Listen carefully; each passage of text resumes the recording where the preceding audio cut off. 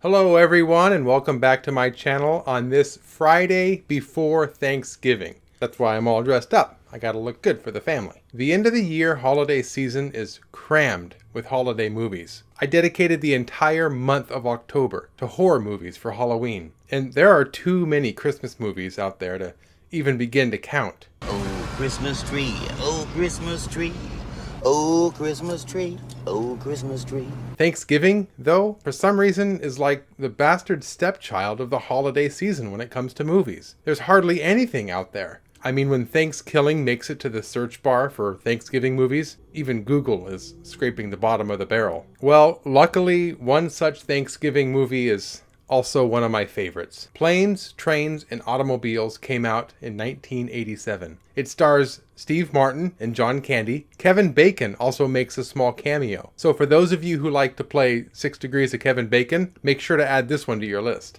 Planes, Trains, and Automobiles uses that trope that we've all seen 100 times. Some uptight guy gets paired with an obnoxious loudmouth. I already reviewed one of these types of movies, Suburban Commando.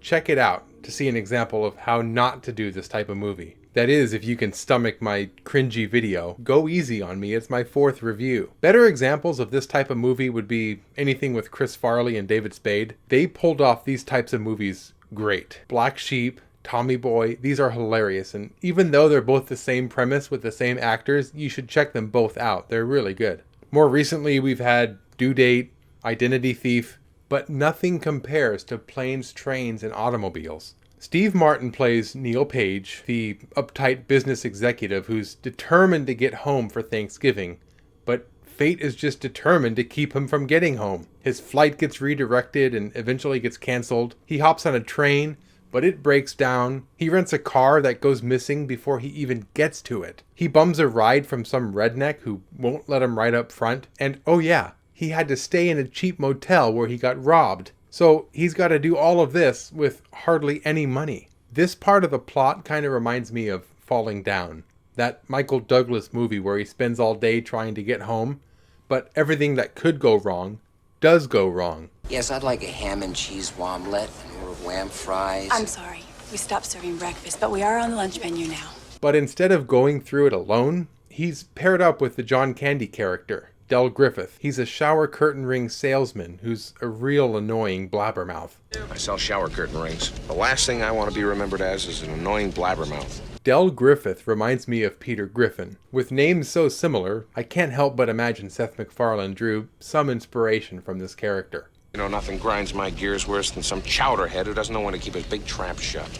You know what really grinds my gears? In a cruel turn of fate, Neil needs Del, because Del, being such a prolific shower curtain ring salesman... I know the manager pretty well. I sold him some rings for his curtains. I sold them all their shower curtain rings. Oh, I gave this gal behind the counter a set of shower curtain rings. has connections with just about anybody who can help him get home, from motel managers to taxi drivers. So the whole movie, Neil is just stuck with this person he absolutely despises. Del won't shut up the entire trip. He uses all the towels after a shower and leaves the bathroom in a complete mess. He spills beer all over Neil's side of the bed. He caught their car on fire because he dropped a lit cigarette in the back seat. He just absolutely drives Neil crazy, and it's so hilarious to watch. This movie owes its greatness to a couple of people, John Hughes and John Candy. John Hughes either directed or wrote just about every huge family movie from the 80s and the 90s. He knows how to take a simple premise and really milk it for all it's worth, and Planes, Trains, and Automobiles is no exception. Mash up an unlikely pair and see what happens. And that's where John Candy comes in. Wow. If I was just to read the script to you, or explain what Del Griffith does, it would be so obviously over-the-top slapstick. But John Candy turns the character on the page into such a genuine person, and it makes his obnoxiousness like a realistic personality trait. And you end up sympathizing with him much more than you'd expect. So, an annoying passenger on a plane, which was probably written to look more like... And now, a yak. now looks like... Oh, that feels good. Oh, That feels better.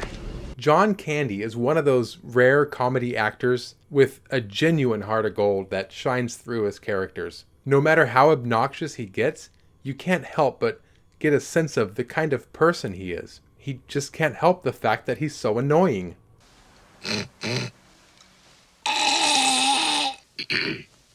Sorry. Please stop doing that with the seat.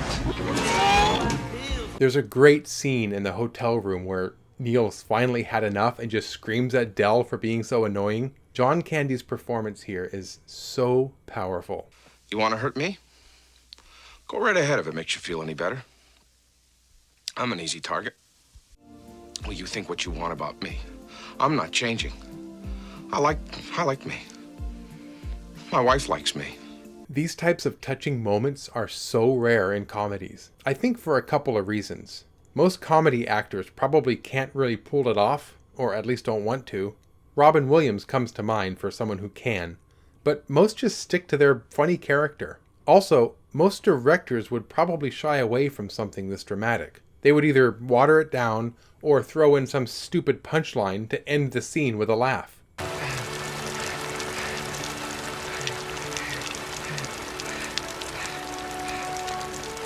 Well, let me tell you something, directors. You don't need every scene in a comedy to be funny, just like you don't need every scene in a horror movie to be scary. Sometimes you just need to show people being people. Dramatic touches like this demonstrate the growth of characters, and they're so crucial for the believability of movies. By the end, Neil invites Dell to his home for Thanksgiving with his family. How are we supposed to go along with the idea that some uptight business executive befriends an annoying loudmouth without some sort of character development along the way? So when the movie's finished, you don't feel robbed of your time watching some far-fetched nonsense. The movie manages to be very funny, but at the same time remain very grounded with relatable and realistic characters, even if the situations aren't.